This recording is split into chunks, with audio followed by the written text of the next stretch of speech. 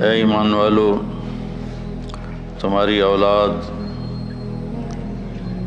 تمہارے مال تمہیں غافل نہ کر دیں اللہ کی یاد سے، اور جو ایسا کرتا ہے وہی لوگ خاص طور پر ناکام ہیں۔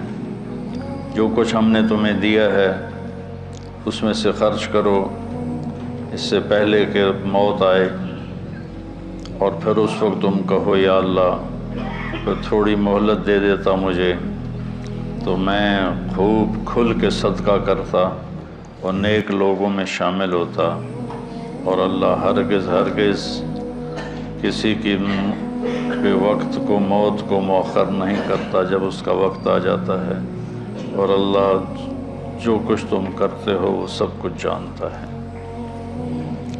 قرآن پاک میں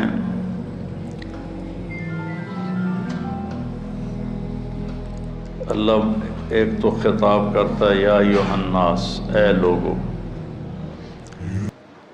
پھر ایک خطاب کرتا ہے یا بنی آدم، اے آدم کی اولاد، پھر ایک خطاب کرتا ہے قل یا ایھا الذین ھادوا، اے یہودیو، پھر اللہ کہتا ہے یا اہل الکتاب، اے اہل کتاب، پھر اللہ تبارک و تعالی کہتا ہے یا ایھا الذین کفروا، اے وہ لوگ جنہوں نے کفر کیا، اور ایک اللہ کہتا ہے یا ایھا الذین آمنوا، اے ایمان والو۔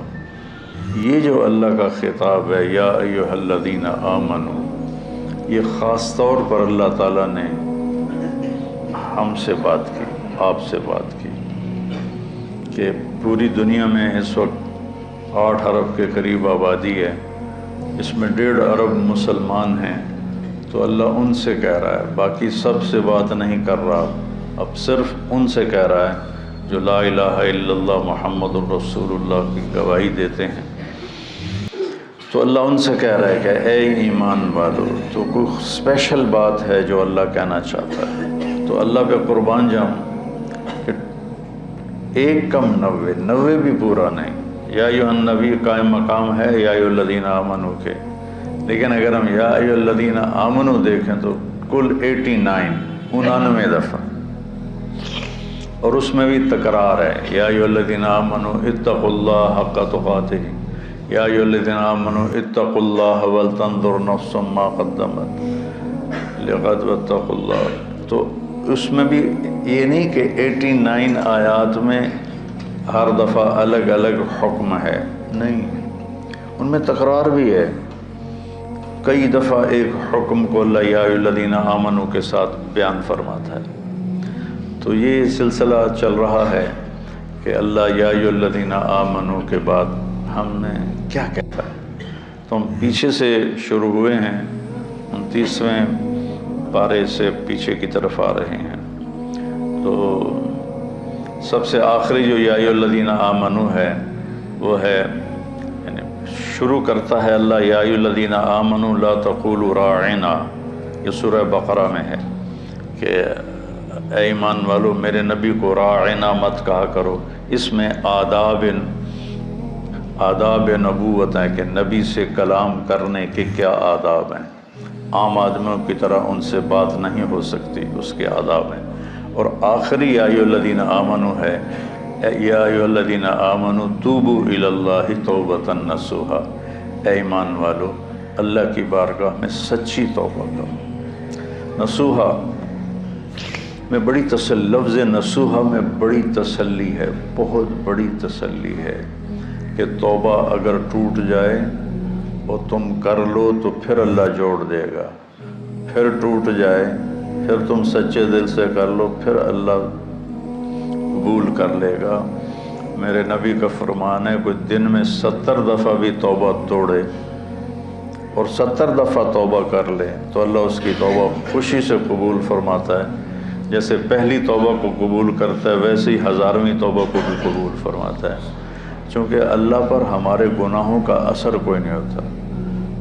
میرے اوپر زیادتی ہو تو میں معاف کرنے میں دیر کیوں لگاتا ہوں کہ میرے اوپر اس کا اثر ہوتا ہے، تو مجھے معاف کرنا مشکل نظر آ۔ وَأُحْضِرَتِ الْأَنفُسُ الشُّحَّ، اللہ تعالیٰ نے بھی کہا کہ معاف کرنے میں تمہارا جو نفس ہے نا وہ بڑا کنجوس اور بخیل واقع ہوا ہے، تو میں اس لیے معافی میں دیر لگاتا ہوں کہ اگلے کی زیادتی کا ہمارے اوپر اثر ہوتا ہے، اس اثر کو زائل ہونے میں وقت لگتا ہے۔ بہت خوش قسمت ہیں جو اس اثر کو فوراً زائل کر کے معافی مانگنے پہ معاف کر دیں، بہت خوش قسمت ہے جس کو معافی مانگنا آ گیا اور جسے معاف کرنا آ گیا۔ اللہ اس کو بغیر حساب کی کہہ دے گا تو میرے بندوں کو معاف کرتا رہا۔ ایک حدیث بھی یاد آ گئی، آپ نے فرمایا پچھلی امتوں میں ایک شخص تھا، اس کو اللہ کے سامنے پیش کیا گیا تو اللہ نے اس سے پوچھا تیرے پاس کوئی نیکی ہے آج مجھے دکھانے کے لیے؟ کہنے لگا جی میں تو 0 میٹر کوئی نیکی نہیں، 0 میٹر کوئی نیکی نہیں یا اللہ۔ تو اللہ تعالیٰ فرمائیں گے اچھا تو سوچ کوئی تم نے کوئی خیر کا کام کبھی کیا ہو؟ وہ کہے گا کیتا ہی کوئی نہیں تو دساں کی یا اللہ، بس ایمان دا بول ہے میرے کو اور کچھ بھی نہیں۔ پھر اللہ فرمائیں گے اور غور کر، تو پھر تھوڑی دیر کے بعد وہ کہے گا یا اللہ میں تاجر تھا تھوک کا، تو میں لوگوں کو مال دیتا تھا، جس کو گھاٹا پڑ جاتا تھا اس کو میں معاف کر دیتا تھا۔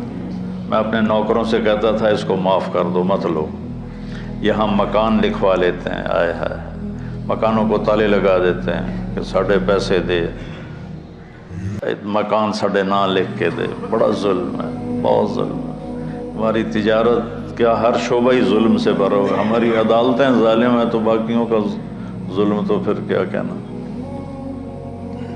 تو جس کو گھاٹا پڑ جاتا تھا یا اللہ تو میں اس کو معاف کر دیتا، میں اپنے نوکروں سے کہتا تھا اس کو معاف کر دو۔ اور جو دینے میں ٹال مٹول کرتا تھا، جیسے ہمارے سارے بازار کا ماحول ہے، پیسے پڑے ہوتے ہیں کہتے ہیں اللہ دی قسم ہے کوئی نہیں، اگلے ہفتے آوے آج، یعنی اتنا بڑا جھوٹ بولتے ہیں اور اس پر قسم اٹھا۔ بیوقوف کم از کم قسم تو نہ اٹھا، جھوٹ بول رہا ہے قسم تو نہ اٹھا، لیکن وہ 2 گناہ کرتے ہیں، ایک جھوٹ بولتے ہیں ایک جھوٹی قسم اٹھاتے ہیں، 2 کبیرہ گناہ ہو گئے۔ الا وقول الزور، میرے نبی فرمایا کہ تمہیں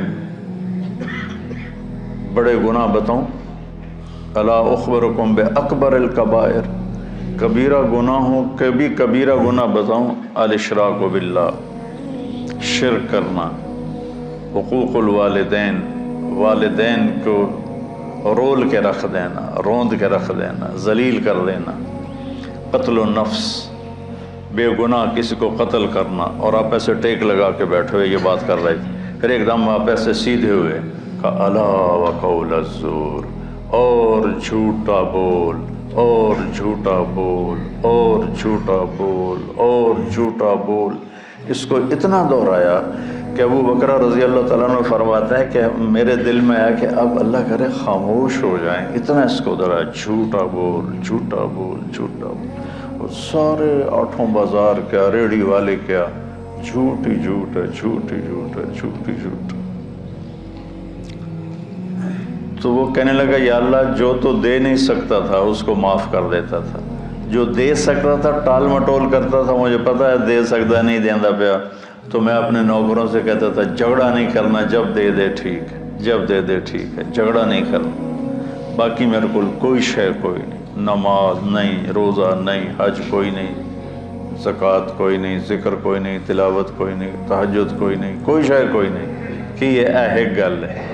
تو اللہ تعالیٰ فرمائیں گے واہ میرا بندہ، تو میرے بندوں کو بڑی سہولت دیتا رہا، تو آج میں بھی تمہیں سہولت دیتا ہوں، چل بے ٹکٹا ہی جنت جا، یا جاؤ جنت میں۔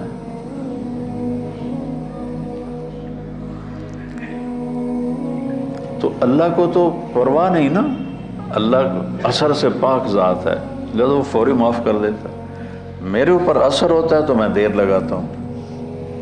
تو ایک معاف کرنا سیکھ لیں اور ایک معافی مانگنا سیکھ لیں، بے حساب جنت میں جائیں گے، چونکہ اس کام کے کرنے والے دنیا میں کوئی نہیں، نہ کوئی زیادتی کر کے معافی مانگتا ہے اور نہ ہی کوئی معافی مانگنے والے کو معاف کرتا ہے۔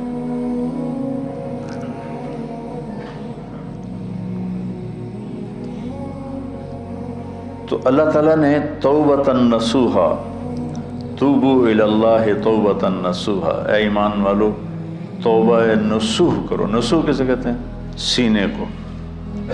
ناصح درزی کو کہتے ہیں، ناصح درزی، آج کل خیاط کہتے ہیں، پرانی عربی میں ناصح کہتے ہیں، ناصح ناصح ہوتا ہے، اور من صح سوئی کو کہتے ہیں۔ تو یہ کرتا دھاگے کے ساتھ یہاں سے جڑا ہوا ہے، یہ یہاں سے یہ دھاگے کے ساتھ جڑا ہوا ہے۔ یہ ہمیشہ جڑے نہیں رہتے، کبھی یہ دھاگے نکل بھی جاتے ہیں۔ جب دھاگے نکل جاتے ہیں تو ہم ان کو دوبارہ سی لیتے ہیں۔ تو لفظ نصوحہ میں یہ تسلی ہے، اگر تمہاری توبہ کبھی ٹوٹ بھی جائے تو پریشان نہ ہونا۔ لوگ تمہیں کہیں گے تو عادت بنا لی ہے، ہر چوتھے دن تیری توبہ، کوئی قبول کوئی نہیں، تو میرے پاس آ جا، میری رحمت کا دربار بہت وسیع ہے، تو جب معافی مانگے گا میں معاف کروں، جتنی دفعہ مانگے گا اتنی دفعہ معاف کروں۔ قارون وہ مجرم ہے جس نے ایسا جرم کیا جو کائنات میں کسی نے نہیں کیا، کہ ایک رسول پر زنا کی تہمت لگائی، موسیٰ علیہ السلام پہ تہمت لگائی ایک عورت کے ذریعے سے۔ تو موسیٰ علیہ السلام سجدے میں گر گئے۔ اللہ تعالیٰ نے فرمایا زمین تیرے تابع ہے، جو کہے گا وہ کرے گی۔ تو موسیٰ علیہ السلام کھڑے ہوئے زمین سے کہا ابتلعی، نکل جا اس کو۔ تو وہ زمین میں دھنسا، پاؤں اندر چلے گئے، کہنے لگا موسیٰ معافی دے دے، آئندہ نہیں کروں۔ موسیٰ علیہ السلام نے فرمایا اور پکڑ لے اس کو۔ تو وہ گھٹنوں تک چلا گیا، کہا موسیٰ معافی دے دے، آئندہ نہیں کروں۔ انہوں نے کہا اور پکڑ، وہ اور نیچے چلا گیا، موسیٰ معافی دے دے، آئندہ نہیں کروں۔ وہ معافیاں مانگتا رہا اور موسیٰ علیہ السلام کہتے رہے اور پکڑ اور پکڑ، یہاں تک کہ وہ سارا زمین میں دھنس گیا۔ اس پر قرآن نے 2 رکوع اتارے، اِنَّ قارون کان من قوم موسیٰ فبغى علیہم۔ پورے قارون کی کہانی اللہ نے سنائی ہے، وہ اتنا بڑا اس خبیث کا جرم تھا۔ اور جب وہ زمین میں دھنس گیا تو اللہ تعالیٰ نے جبریل کو بھیجا کہ جا کے کہو موسیٰ سے، موسیٰ تجھ سے معافیاں مانگتا رہا اور تو نے معاف نہ کیا، وَعِزَّتِي لَوْ اسْتَغَاثَ بِي لَأَغَثْتُهُ، مجھے میری عزت کی قسم ایک دفعہ مجھ سے معافی مانگتا، میں اسے معاف کر کے باہر نکال کے کھڑا کرتا۔ جو قارون کو معاف کرنے کے لیے تیار ہے، ہم تو اللہ کے حبیب کی امت ہیں، ہمارے پاس تو ایڈوانٹیج بہت بڑا ہے، سفارش بڑی تکڑی ہے پیچھے ہے، بہت تکڑی سفارش ہے پیچھے، 2 جہان کے رسول کی اور اللہ کے حبیب کی۔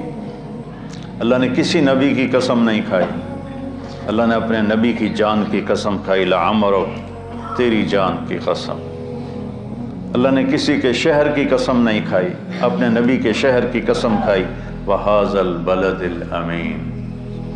اللہ نے کسی نبی کی رسالت پہ قسم نہیں اٹھائی، اپنے نبی حبیب کی رسالت پہ قسم اٹھائی، یاسین والقرآن الحکیم انک لمن المرسلین، مجھے قسم ہے قرآن حکیم کی، آپ میرے رسول ہیں۔ اتنی بڑی ہستی پیچھے ہیں، سفارشی ہیں، اور اس کے باوجود میرے نبی نے فرمایا دیکھو کل قیامت کے دن مجھے رسوا نہ کرنا کہ تم فرائض چھوڑ کر آؤ اور حرام کاریاں کر کے آؤ، پھر مجھے کہو یا رسول اللہ میری جان بچائیں۔ تو دیکھو آپ نے اپنی بیٹی سے کہا یا فاطمہ بنت محمد انقذی نفسک من النار فانی لا اغنی عنک من اللہ شیئا، فاطمہ اپنے آپ کو جہنم سے بچا، اگر اللہ تعالیٰ نے پکڑ لیا تو پھر میں نہیں چھڑا سکتا، میں نہیں چھڑا سکتا۔ تو اللہ نے ہمیں اپنے حبیب دیے ہیں، ان کی وجہ سے تو اگر ہمارے حبیب نہ ہوتے تو ہم بندر خنزیر بن چکے ہوتے۔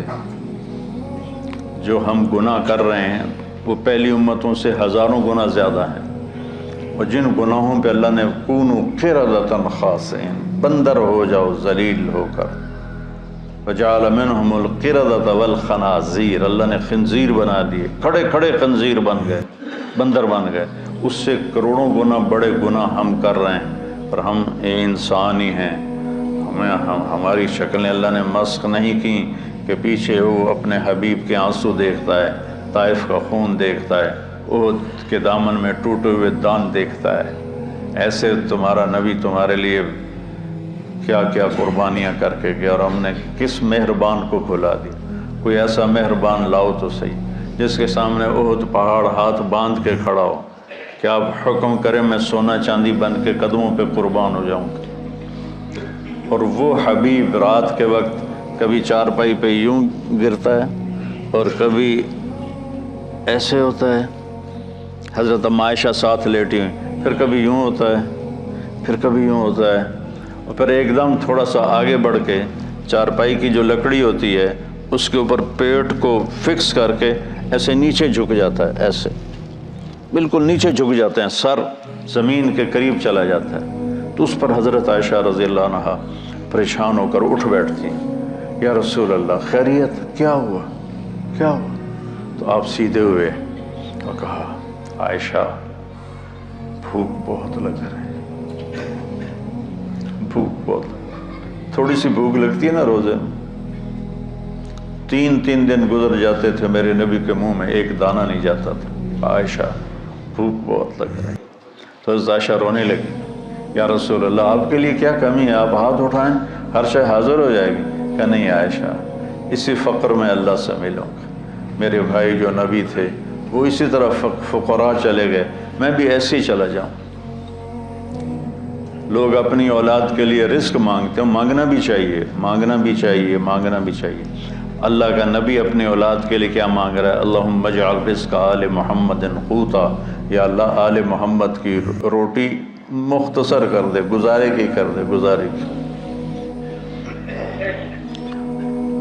تو بہت خوبصورت ہے سب سے آخری ندا، اے ایمان والو توبۃ النصوح کرو، ایسی توبہ جو اس طرح جڑ جائے دین کے ساتھ کہ جیسے دھاگا، سوئی دھاگا کپڑے کو کپڑے سے جوڑ دیتا ہے اور پھر کسی وجہ سے پھٹتا ہے، تمہاری توبہ بھی ایسی ہو کہ پھٹے نہیں، لیکن اگر پھٹ جائے تو پھر لوجد اللہ تواب الرحیم، میرے جیسا مہربان بھی کوئی نہیں، تم آ کے مانگو دیکھو میں کیسے معاف کرتا ہوں۔ اور آج جو ہے اس میں اللہ تعالیٰ نے ایک چیز کی طرف ہمیں اشارہ کیا ہے، اے ایمان والو تم مال اور اولاد کی وجہ سے اللہ سے غافل نہ ہو، عن ذکر اللہ، اللہ کے ذکر سے غافل نہ ہو جان۔ ذکر سے مراد سبحان اللہ والحمدللہ نہیں ہے، وہ بھی ہے،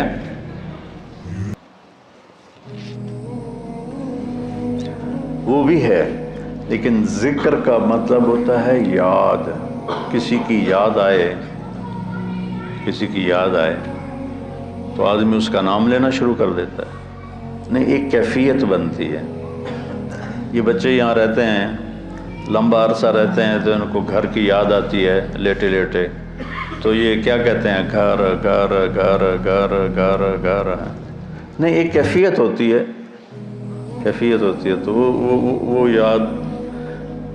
تو جب میں نے رائمنڈ میں زندگی دی تھی تو جب میری 1971 سے اللہ نے مجھے اس راستے میں قبول کیا، جب شادی ہو گئی، شادی کے بعد جب میں رائمنڈ گیا تو اب مجھے ہر چیز کھانے کو آئے، اور مجھے بیگم یاد آئے، مجھے گھر یاد آئے، تو اب میں بیٹھ کے کیا کرتا تھا، بیگم بیگم بیگم بیگم بیگم بیگم بیگم بیگم بیگم بیگم ہے۔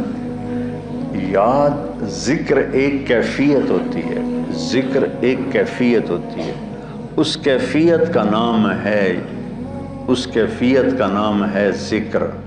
وہ جو یاد کر کے آپ کو ایک کسک محسوس ہوتی ہے، ایک ہوک سی دل میں اٹھتی ہے، ایک درد جگر میں ہوتا ہے، ہم رات کو اٹھ اٹھ روتے ہیں جب سارا عالم سوتا ہے، وہ جو ایک کسک محسوس ہوتی ہے اور ایک اندر میں ایک اداسی کی کیفیت بنتی ہے، اس کو ذکر کہتے ہیں۔ پھر سبحان اللہ بھی ذکر ہے، الحمدللہ بھی ذکر ہے، لا الہ الا اللہ بھی ذکر ہے، اللہ اکبر بھی ذکر ہے، لیکن آدمی ہر وقت تو کام کر رہا ہے، ہر وقت تو یہ نہیں زبان سے کہہ سکتا، کام میں مشغول ہوتا ہے۔ تو ہتھ یار کارول دل یار ول، ہتھ کارول، کار ہے کار نہیں، کار پنجابی والا، جس سے ہم کوئی تجارت کر رہا ہے، کوئی زراعت کر رہا ہے، کوئی کھیتی باڑی کر رہا ہے، اس کو کہتے ہیں کار، کاروبار نہیں کہتے کاروبار۔ تو ہتھ کارول دل یارول، اس کو ذکر کہتے ہیں کہ آپ کے دل میں اللہ کی یاد سمائی ہوئی ہو، اور آپ کی تجارت آپ کو جب کوئی غلط کام ہونے لگے تو اللہ کی یاد سامنے آ جائے۔ لا تلہکم، تمہیں غافل نہ کرے تمہارے مال اور تمہاری اولاد کے لیے حرام کٹھا کرنے کا منصوبہ بنا لیا تو آگے اللہ آ جائے، میرا بندہ میں جو تیرا رب بیٹھا ہوں خزانے لے کر، میں نے کیا کرنا ہے ان خزانوں کو، تیرے لیے ہیں، نہ کر۔ اور اگر تو نے ایسا کر لیا تو پھر تیرے سے بڑا ناکام کوئی نہیں۔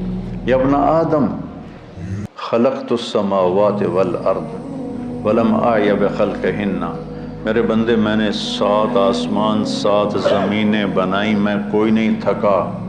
وہ سن دے پہ ہو کہ میں کوئی نہیں تھکا۔ افیعینی رغیف عیشا اسوقہ الیک، تو تمہیں روٹی کھلا کے میں تھک جاؤں گا؟ ہائے ہائے۔ یا ابن آدم لی علیک فریضہ ولک علی رزق، ایک کام تیرے ذمے ایک میرے ذمے، تو میری مان یہ تیرے ذمے، تجھے رزق پہنچانا میرے ذمے۔ آج تم کہتا ہے کہ کم سود نہیں ہوگا تو کاروبار کیسے چلے گا، جھوٹ نہیں بولوں گا تو بازار میں کیسے بیٹھ سکوں گا، اور اگر میں صحیح تولوں گا تو پھر میرا پروفٹ کم ہو جائے گا۔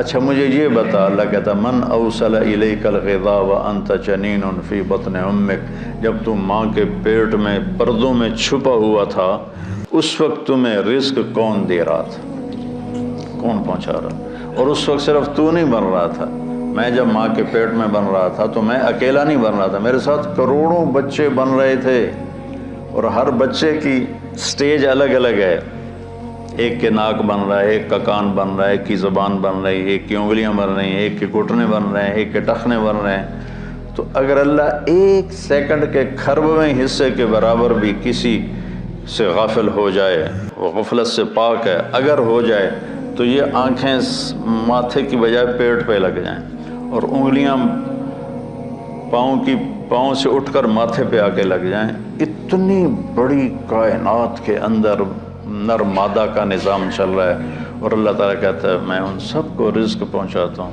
کس نے پہنچایا تھا تم میں ماں کے پیٹ میں رزق؟ اس وقت کون تھا؟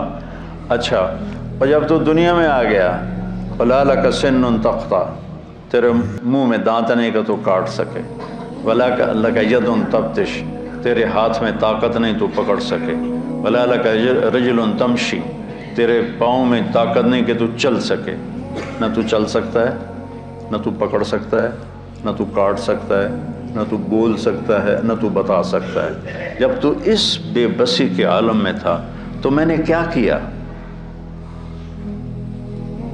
أدرت لك عرقين رقيقين ينبعان لك لبنا خالصا دافئا في الشتاء وباردا في الصيف فهل يقدر على ذلك أحد غيري؟ میرے بندے، میں نے جب تو ایسا بے بس تھا، نہ بول سکے، نہ بتا سکے، نہ پکڑ سکے، نہ چل سکے، نہ اٹھ سکے، نہ بیٹھ سکے، نہ خود کھا سکے، نہ پی سکے، تو تیری ماں کی چھاتیوں کو میں نے چشمے بنا دیا، اور وہ تیرے لیے خالص دودھ نکالنے لگے، اور وہ ابلتا ہوا صاف ستھرا شفاف ماں کے دودھ کی تاثیر اگر کوئی برائیوں میں نہ مبتلا ہو جائے، 40 سال تک ماں کے دودھ کی تاثیر چلتی۔ میں نے تیرے لیے ماں کی چھاتیوں سے دودھ نکالا جو گرمیوں میں ٹھنڈا اور سردیوں میں گرم ہو کے تیرے منہ میں جاتا رہا، کوئی اور یہ کر سکتا ہے؟ تو آج تو کہتا ہے بچوں کی خاطر کر رہا ہوں، بچوں کے لیے کر رہا ہوں، بیوی کے لیے کر رہا ہوں، کتھوں کھاواں، ہیرا پھیری نہ کراں، کتھوں کھاواں۔ ایک ملاوٹ کرنے والا تھا، میں نے اس سے کہا یار تم کیوں ملاوٹ، تیل میں ملاوٹ کرتا تھا، میں نے کہا یار تم کیوں ملاوٹ کرتے ہو؟ وہ کہنے لگا اگر میں صحیح تیل بیچوں تو مجھے ایک ڈرم کے پیچھے 50 روپے بچتے ہیں. یہ بہت پرانی بات ہے، 80s کی بات ہے، 80s کی. تو مجھے 50 روپے بچتے ہیں، اور اگر میں ملاوٹ کروں تو مجھے ایک ڈرم کے پیچھے 500 روپے بچتے ہیں.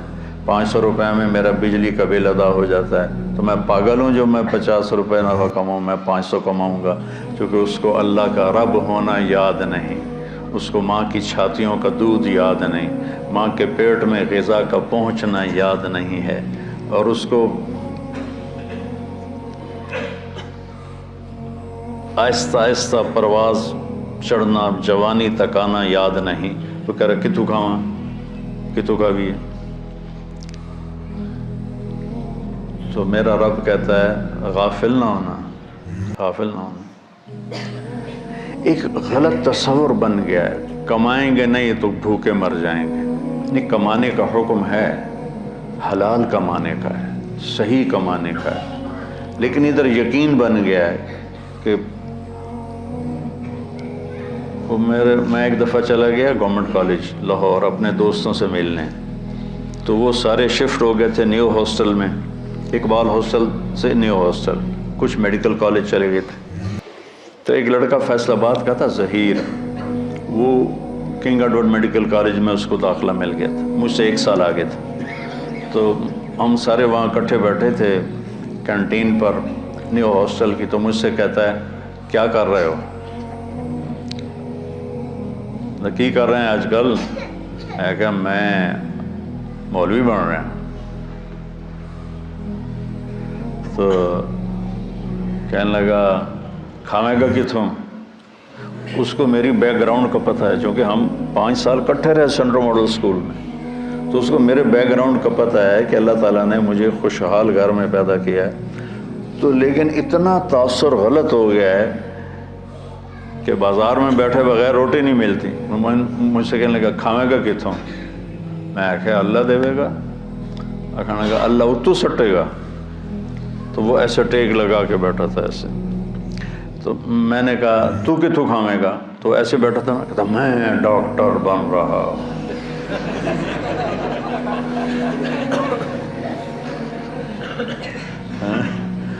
لوگوں دے پیشاب ٹیسٹ کر کر کے تو روٹی کھا سکنا ہے، میں قرآن پڑھا کے روٹی نہیں کھا سکتا. لا تلہکم اموالکم ولا اولادکم عن ذکر اللہ. تمہارے مال و اولاد تمہیں اللہ کی یاد سے غافل نہ کریں. من یفعل ذلک، جس نے یہ کر دیا، فاولئک هم الخاسرون، یہ انتہائی ناکام ہیں. ہم فاولئک اور ہم اور الخاسرون، تینوں معرفہ کے لفظ لا کر اللہ تعالیٰ نے ہتھوڑے پہ ہتھوڑا مارا ہے کہ یہی ناکام ہیں جو پیسے تعس عبد الدینار وعبد الدرہم وعبد القطیفہ. میرے نبی جیسا کریم حبیب شفیق مہربان نبی اتنے جلال میں ہے. بخاری شریف کی روایت ہے کہ آپ نے کہا برباد ہو جائے سونے پہ ایمان کو بیچنے والا اور چاندی پہ ایمان کو بیچنے والا اور دنیا کی رنگینیوں پر ایمان کو بیچنے والا ہلاک اور برباد ہو جائے. تائس وانتکس، ہلاک و منہ کے بل گرے. وَإِذَا شِيكَ فَلَن تُقِشْ، اور اگر اسے کوئی کانٹا بھی چبھے تو کوئی اس کا کانٹا نکالنے والا نہ ہو. اتنے غصے میں آپ نے یہ بد دعا فرمائی. تو میرے بھائیو، کتنا کٹھا کریں گے؟ بہت کٹھا کر لیا. قارون کی طرح اتنا مال کٹھا کیا کہ جس کی انتہا کوئی نہیں. لیکن جب موت کے ساتھ ٹکر کھائے گا زیرو ہو جائیں گے. 1 سیکنڈ پہلے طارق جمیل کا لایا جا رہا ہے، 1 سیکنڈ کے بعد اس کو کہہ رہے ہیں ڈیڈ باڈی. نام کو نہیں لے رہا، میت، ڈیڈ باڈی، جنازہ. اور ہمارے دیہاتوں میں کہتے ہیں منجی آ گئی، یعنی کہ جنازہ، منجی آ گئی، 4 پائی آ گئی. 1 سیکنڈ پہلے ایک شخص نے اپنی بیوی، بعضے ہوتے ہیں نا بیوقوف نادان جو بیویوں پہ پابندی لگاتے ہیں کہ تو نے ماں باپ سے نہیں ملنا، ماں باپ کے گھر نہیں جانا. یہ بہت بڑا ظلم و ستم ہے جو ہمارے معاشرے اور ماحول میں ہو رہا ہے کہ بیویوں کو، خود ماں باپ کی گود میں رہتا ہے اور اپنی بیوی کو کہتا ہے تو نے ماں باپ سے نہیں ملنا، اپنے بہن بھائیوں سے نہیں ملنا. ایک بیچ میں اضافی بات آ گئی. تو ایسے ہی ایک بیوقوف خامن نے بیوی سے کہا کہ تو ماں باپ کے گھر گئی تو تمہیں 3 طلاق، وہ رک گئی بیچاری گھر بچانے کے لیے۔ ایک دن اس کا والد فوت ہو گیا اچانک، تو اس نے کہا طلاق ہوتی ہے تو ہو، میں باپ کا چہرہ دیکھے بغیر تو اسے رخصت نہیں کروں، تو چلی گئی۔ تو عام لوگوں میں خاندان میں بات پھیل گئی کہ طلاق ہو گئی۔ تو جب مفتی صاحب سے پوچھا گیا تو انہوں نے کہا طلاق نہیں ہوئی، کہ وہ اپنے باپ کے گھر نہیں گئی، اس کا باپ مر چکا ہے، اب وہ گھر اس کے بیٹوں کا ہو گیا ہے اور اس کا بھی ہو گیا ہے، تو یہ اپنے گھر گئی ہے، اپنے بھائیوں کے گھر گئی ہے، باپ کے گھر نہیں گئی۔ ابھی باپ کی ڈیڈ باڈی بیڈ روم میں پڑی ہے اور گھر پرایا ہو گیا۔ مال وہی ہے جو ہم نے آگے بھیج دیا، پیسہ وہی ہے جو ہم نے آگے پہنچا دیا۔ امام زین العابدین کے پاس کوئی سائل آتا تھا تو کہتے الحمدللہ یا اللہ تیرا شکر ہے، تو نے سواری بھیج دی، میرا سامان میرے گھر پہنچانے کے لیے سواری بھیج دی۔ کیا مطلب؟ کہ میں اس کو دوں گا اور میرا یہ دیا تیرے فضل سے آخرت میں پہنچ جائے گا، تو سواری آ گئی میرا سامان میرے گھر پہنچانے کے لیے۔ میرے بھائیو، اللہ کی بارگاہ میں دعا کیا کرو کہ یا اللہ، ہم دیکھو جب موت آئے گی نا تو ساری شکلیں تمہاری نظر سے اوجھل ہو جائیں گی، صرف تمہارا اپنا عمل تمہارے سامنے ہوگا۔ اس لیے اپنے عمل کو خراب نہیں کرنا، اپنے اولاد کے کمانا ہے، رزق حلال کمانا۔ ایک حدیث بھی سناتا ہوں، جس نے رزق حلال کمایا، بچوں پہ خرچ کرنے کے لیے کمایا، پڑوسیوں پہ خرچ کرنے کے لیے کمایا، سوال سے بچنے کے لیے جس نے رزق حلال کمایا، قیامت کے دن اللہ کی بارگاہ میں 14ویں رات کے چہرہ لے کر آئے گا، 14ویں رات کے چاند جیسا چہرہ لے کر اللہ کی بارگاہ میں آئے گا۔ من طلب الدنیا حلالا سعیا علی اہلہ تعطفا علی جارہ استعفافا عن المسئلہ، تو قیامت کے دن اللہ کی بارگاہ میں ایسے اٹھے گا کہ اس کا چہرہ 14ویں کے چاند کی طرح چمک رہا۔ رزق حلال کمانا اتنی بڑی عبادت۔ تو بھائیو، یہ کمائیاں ہمیں اللہ سے اور اللہ کے رسول کی یاد سے غافل نہ کریں۔ سبحانک اللہم و بحمدک، اشہد ان لا الہ الا انت۔